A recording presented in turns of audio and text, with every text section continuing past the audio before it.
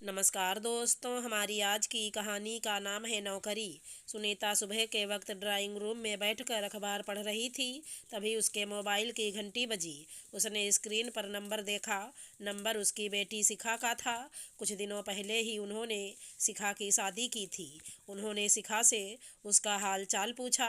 शिखा हंसते हुए बोली, मम्मी जी, मैं यहाँ पर बिल्कुल ठीक हूँ। मेरे सास ससुर और पति सब मुझे बेहद प्यार करते हैं। मैंने आपसे एक बात पूछने के लिए ही फ़ोन किया था। मैं कंपनी में मैनेजर की जॉब करती हूँ ना। मम्मी मुझसे कई दिनों से कह रही हैं, तू नौकरी छोड़ दे। तेरा पति इंजीनियर है। जब उसकी कमाई से घर का खर्चा आराम से चल जाता है।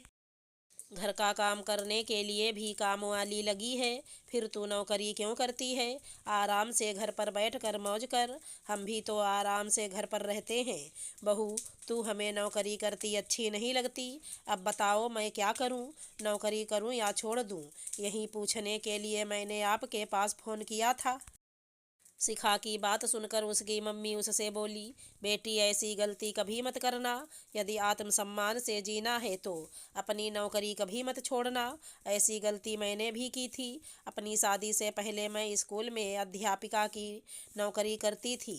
परंतु शादी के बाद जब मैं ससुराल आई और मैं नौकरी करने के लिए स्कूल जाने लगी, तो तेरे पापा मुझसे बोले, जब हमारा खुद बिल्डिंग मटेरियल का बिजनेस है, सिर्फ तुम स्कूल में पढ़ाने क्यों जाती हो? घर में काम करने के लिए दो नौकर रखे हुए हैं। तुम्हें तो आराम से घर पर रहना चाहिए। पति की बातें सुनकर मैंने बगैर सोचे समझे अपनी अच्छी वाली अध्यापिका की नौकरी छोड़ दी। कुछ समय तक तो मैं घर में खुश रही थी। परंतु एक दिन जब मेरी छोटी बहन की शादी थी, तब मैं उसे भेंट में एक अच्छी सी साड़ी देना चाहती थी। जब मैंने तुम्हारे पापा से साड़ी खरीदने के लिए पैसे मांगे, तब वो मुझसे गुस्से में बोले, क्या ज़रूरत है तुम्हें नई साड़ी खरीदने की? तुम्हारे पास बहुत सारी साड़ी हैं, उनमें से दे दो। जब मैंने उनसे कहा, मेरी साड़ी पुराने फैशन की है, मैं उसे नए डिजाइन की साड़ी देना चाहती हूँ, तब वो मुझसे गुस्से में बोले, यदि दान करने का इतना ही शौक है तो खुद कमा कर दान करो। मैं किसी को दान करने के लिए पैसे नहीं कमाता। तुम्हारे शौक पूरे कर दूँ, यही मेरे लिए बहुत है। ये सुनकर मुझे बहुत दुख हुआ था। तुम्हारे पापा हमेशा अपने दोस्तों के साथ घूमने के लिए देश विदेश जाते रहते थे। एक बार मुझे कुछ सहेलियों ने मेरे साथ अमरनाथ की यात्रा पर चलने का प्लान बनाया, जिसके लिए मुझे पैसों की ज़रूरत थी। जब मैंने तेरे पापा से अमरनाथ की यात्रा के लिए पैसे मांगे, तब तेरे पापा मुझसे गुस्से में बोले, अभी मेरे पास पैसे नहीं हैं, अगले साल चले जाना। यह सुनकर मेरा मन बड़ा दुखी हुआ था। मन मार कर तब मैंने अपनी सहेलियों से अमरनाथ जाने के लिए मना कर दिया था। पतियों के पास खुद के शौक के लिए तो पैसे होते हैं, परंतु पत्नी की ज़रूरत के लिए कभी पैसे नहीं होते।